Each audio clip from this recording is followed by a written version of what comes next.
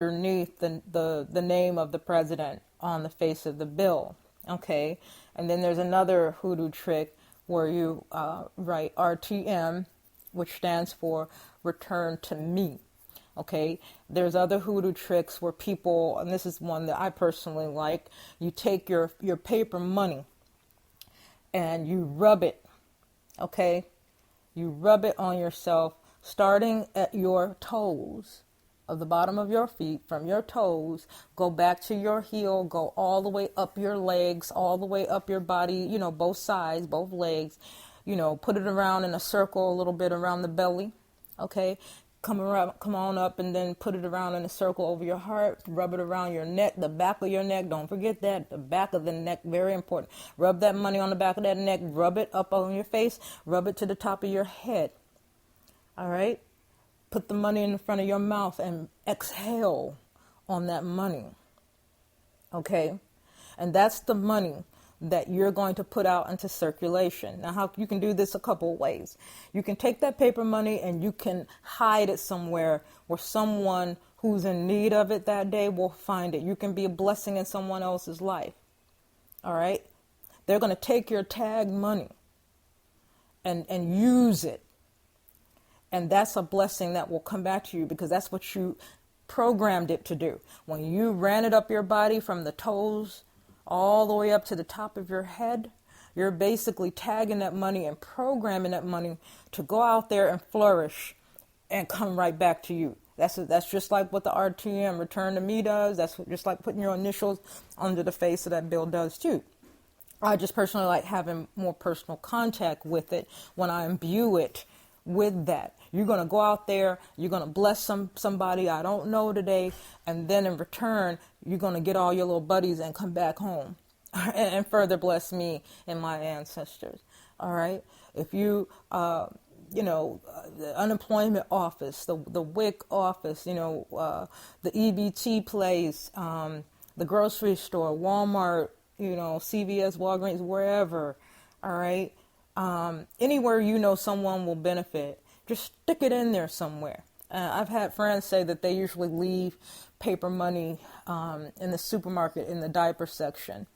They just tuck it up under a pack of diapers, which I think is just a lovely idea. Okay? So, yeah, you put your intentions in your money to come back. All right? And it will. It will come back. So that's just, one little way. There is a work that I shared. It's a lodestone trick. And most folks who are familiar with this kind of work are familiar with using lodestones to draw money and prosperity. I'm not going to get into the details of that because I've already written out those details, so I won't go through them here.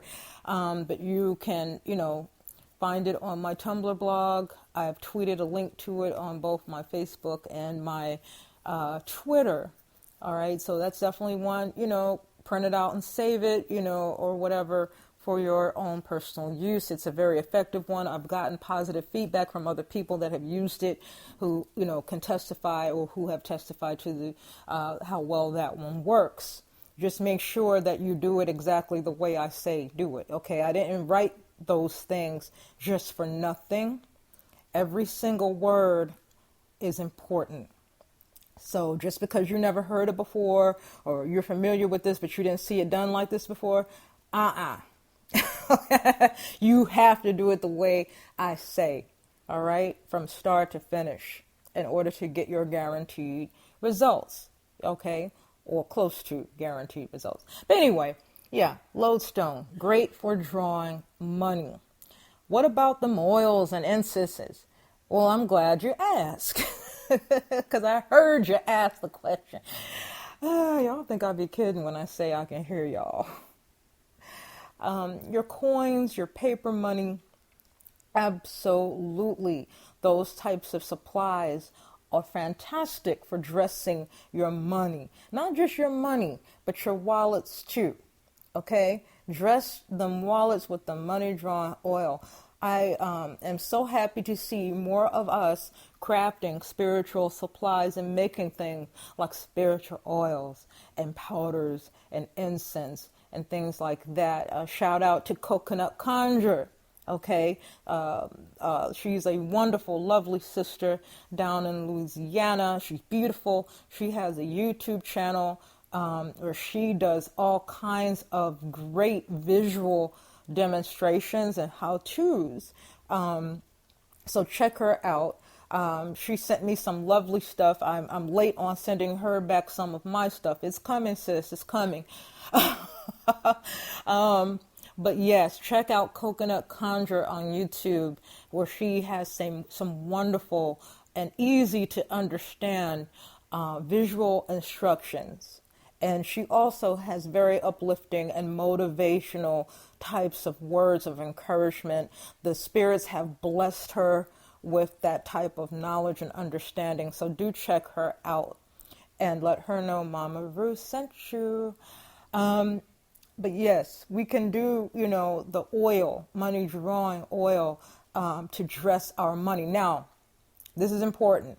If you like to gamble, or put your money in any type of bill-taking machine, like a slot machine or a vending machine that sells lottery tickets and scratch-offs, do be aware that some things you put on your paper money will be detected and they won't accept your paper money. Okay? So instead of using that oil, instead of using that powder, because a lot of the powders are compounded with oil too. All right, so even if you put the powder on the bill, it'll still block the sensors and they won't accept that paper money. So how can you dress the money? Well, I already told you, dress it with your own spirit, okay? Rub it up and down your body with the intention that it's going to go out there, bless somebody else, and then in return, bless you however many fold you need to be blessed, okay? Another way is to get that money drawing incense, okay? Burn a little bit of that incense, all right? And take that paper money and waft it through the smoke of the incense. And you're basically feeding that paper money with that intention to get out there and return to you however many fold, 10-fold, 50-fold, 100-fold, whatever, okay? You do it that way. And you can, dress that money. So now those bills, if you want to stick them in a casino machine, if you want to put them in a vending machine, then you can do that with no problem, okay? The incense smoke is not going to interfere with the acceptance of that. Can you make it tight?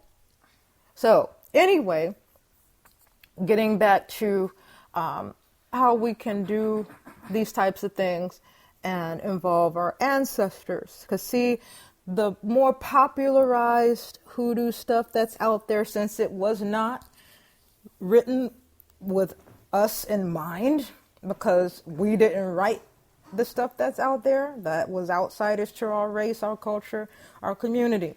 So there's a lot of stuff out there that's being popularized and, repeated and studied and followed by a lot of folks who ain't us, but including a whole bunch who are, because they just don't know, any better.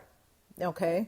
The parts, the spiritual parts are not included. Okay? The ancestral parts are not included.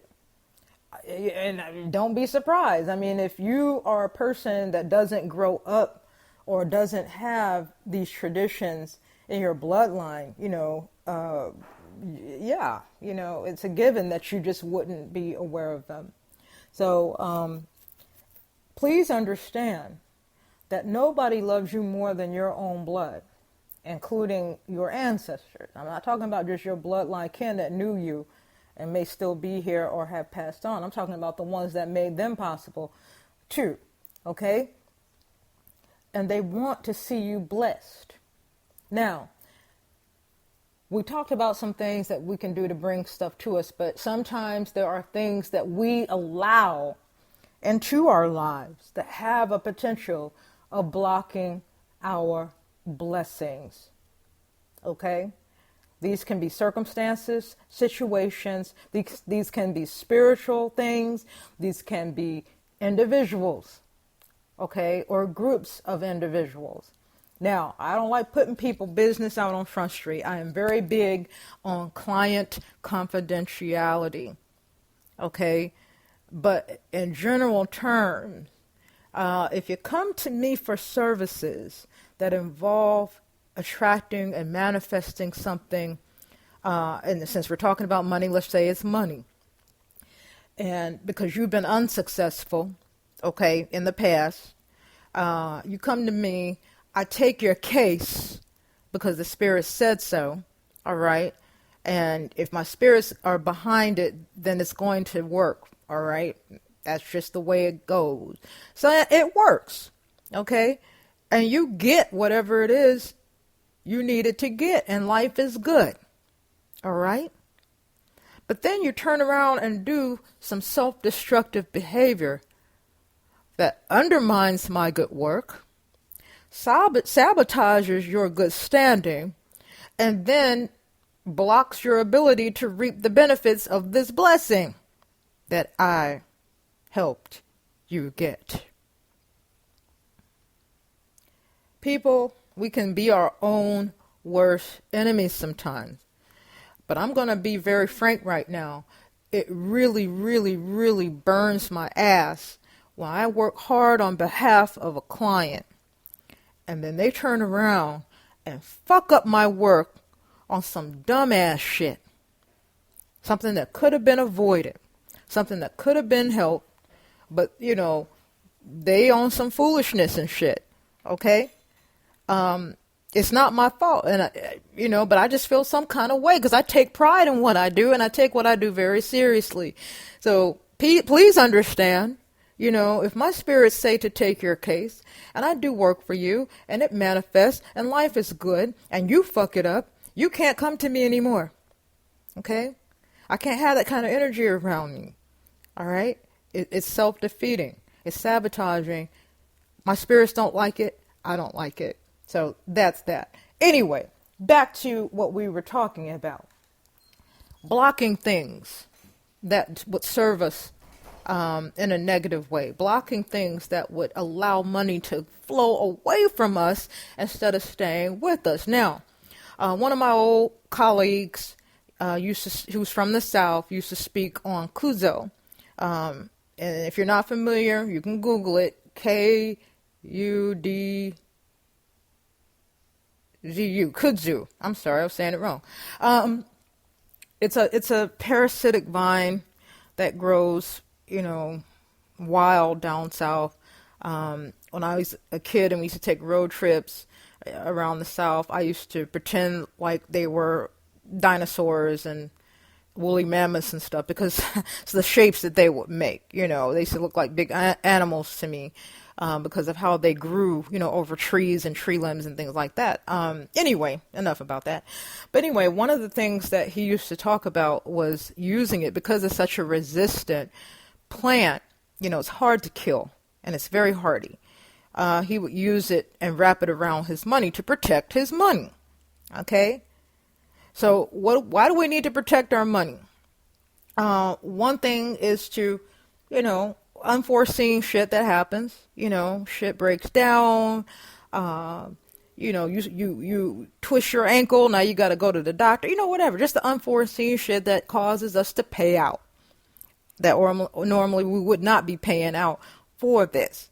Okay. Now, if you don't live anywhere where this vine lives, kudzu, there are things that you can use here up north. All right. I found them out how? By following my mother's advice, by just going out in the yard and telling my spirits to show me what I need to do. Okay. Because I had a job to do.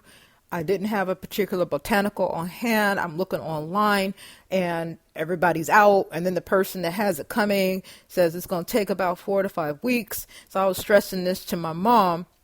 And she was like, girl, don't do that. You need to stop spending your money on all these herbs when everything you need is right within your grasp. Just take your ass outside and let the spirits point them out to you. And I did that. And I came across something called goosegrass. Okay. It has a nickname called Velcro plant. It's also known as cleavers. It's a long, stemmy vine with little slender leaves.